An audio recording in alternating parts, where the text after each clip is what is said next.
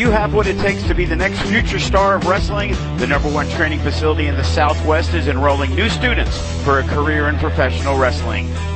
Do you have what it takes to be the next future star of wrestling? Come see us today. Our all-star staff includes WWE legend D'Lo Brown, TJ Perkins, Kenny King, and Sin Bodhi. Training for all ages, including our weekly kids class. For more info, visit fswvegas.com. When you looked at him, you were surprised by some of the athleticism he was able to show. That, you know, he moved around, to be honest with you, like a cruiserweight at times. Yes, he did.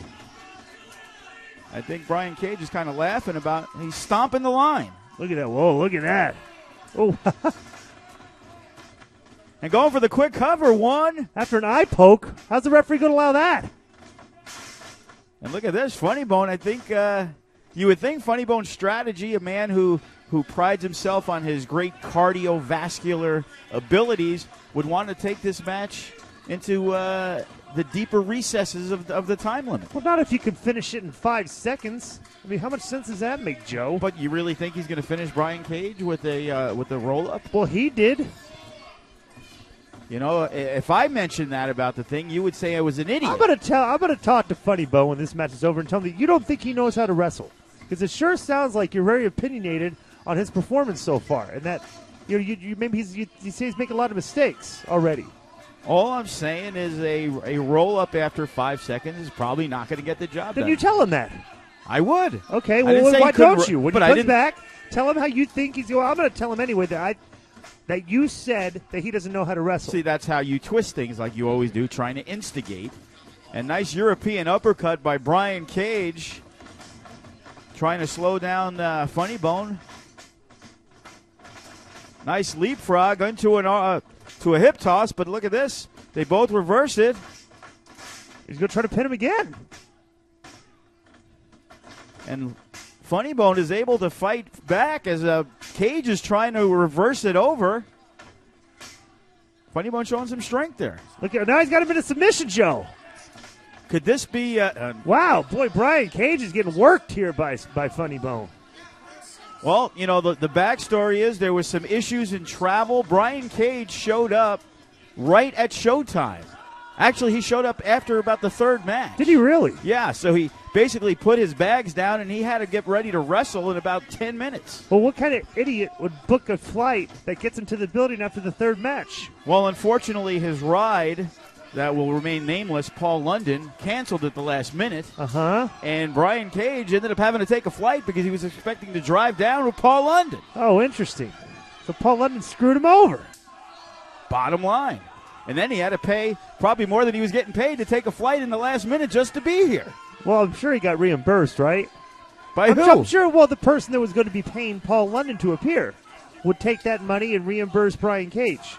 I'm not sure that has one to do with the other Disco Inferno. Well, of course it does. Paul London screwed him over, so the money that Paul London was going to get should be given to Brian Cage for making the arrangements to be here on time and perform. Well, we'll find out from the FSW lawyers. Let me talk to Brian Cage about this. I want to see if he got reimbursed. You do that, and maybe... Or I want to know what happened to the money that was supposed to be paid to Paul London. I'd like to know what happened to that money. Probably went in somebody else's pocket, Disco Inferno. Interesting. But right now, Funny Bone is taking advantage of it, a little lethargic kind of performance by Brian Cage. Actually, he's really wiping him out here. Wouldn't you say that? Well, you know, Brian Cage has had no offensive maneuvers except a knee to the belly. And again, extenuating circumstances that the fans and everybody don't know about.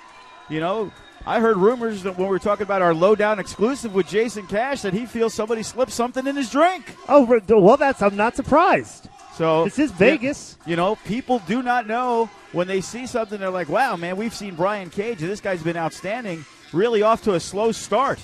Oh, there we go. Well, that's a way to get back in the match pretty quick, wouldn't you say? And the bottom line is Brian Cage has tons of ability, and maybe he just needs to wake up a little bit. And right now it seems like he's starting to wake up. Yes, he is. Look at him. There we go. Now he's fired up.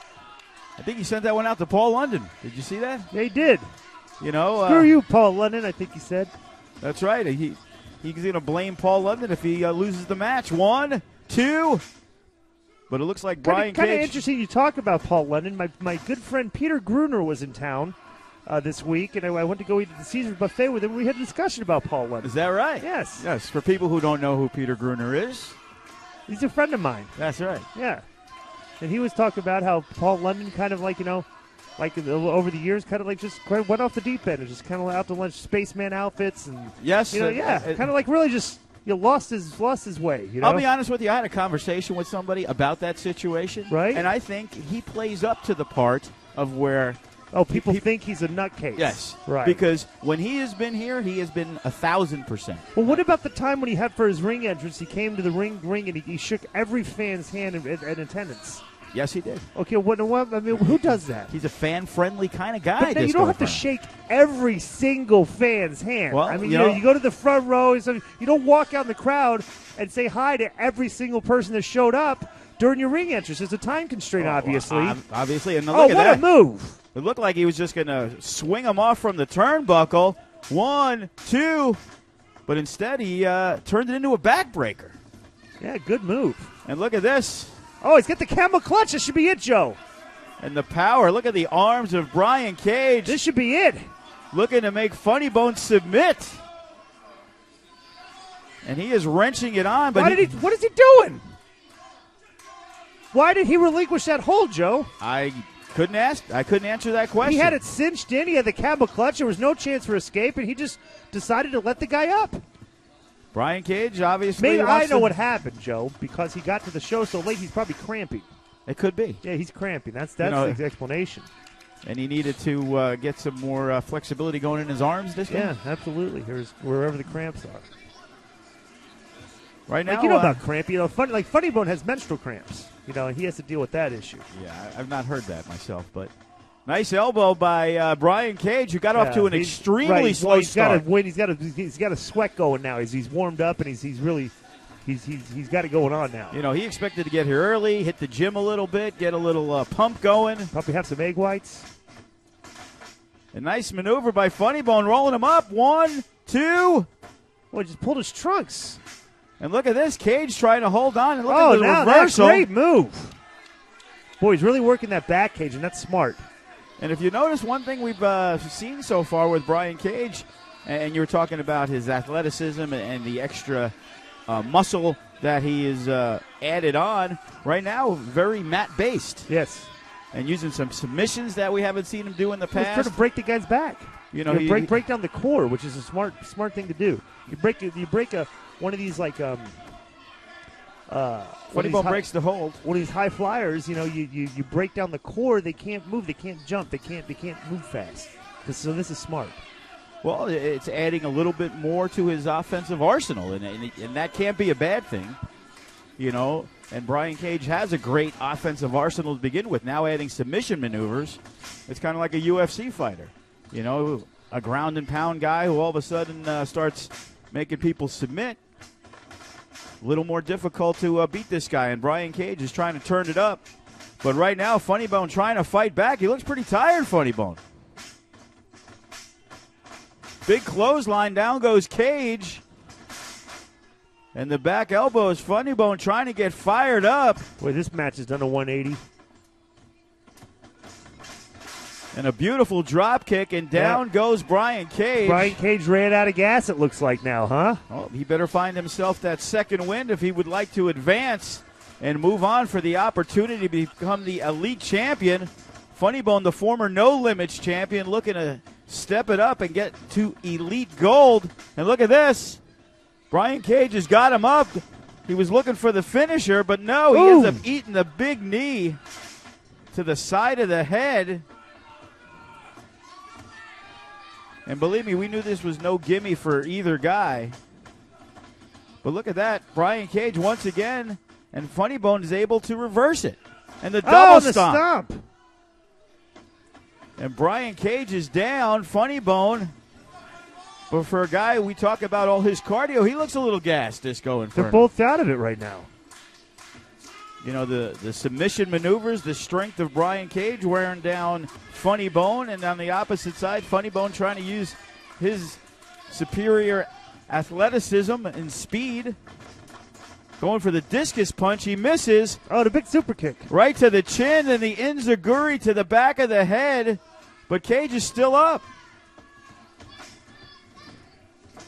Swing and a miss. Oh, and he took his head off. The discus clothesline. 1, 2. No, he didn't get him, Joe. And Funny Bone is able to kick out, and Brian Cage asking the referee, thinking he had the 3 count. Boy, this match can go either way. And that's what it was all about here in the Elite Title Tournament. Next up, we're going to have Johnny Goodtime, and he's going to be taking on a mystery opponent. Huh? Due to Paul London not making it. Disco. Oh, that makes sense. So there you have it. Not sure who the final participant is going to be. Let me just talk about this match. These guys are out of it now. They're completely running on fumes. Who has something left in the tank is the question.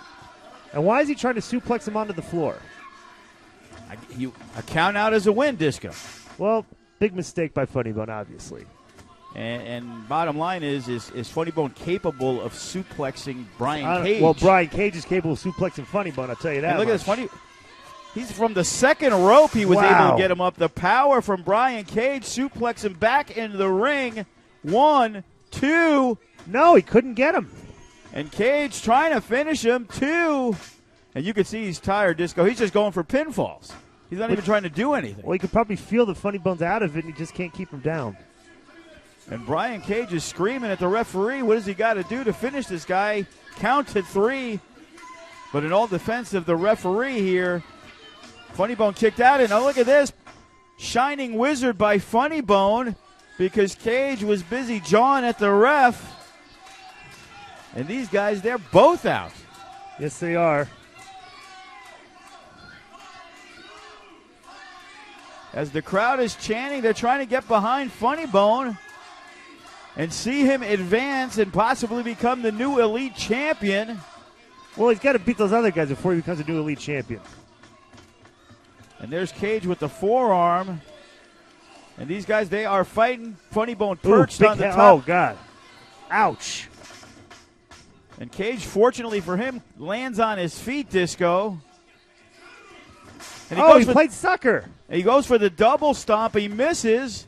But look at this. Funny Bone once again trying to do the reversal. But Cage now has him up.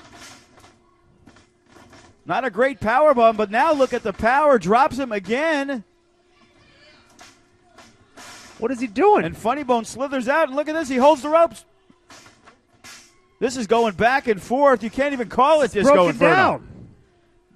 But look at Brian Cage has got him up. Ouch! Into a backbreaker on Funny Bone. 1, 2, 3. And there you have it. Finally, Brian Cage is victorious. Power bomb onto the knee. That had to hurt. Ouch. And you could see Brian Cage. This took a lot out of him. Yeah, he Disco. did. I don't know how he's going to have anything left of that four-way.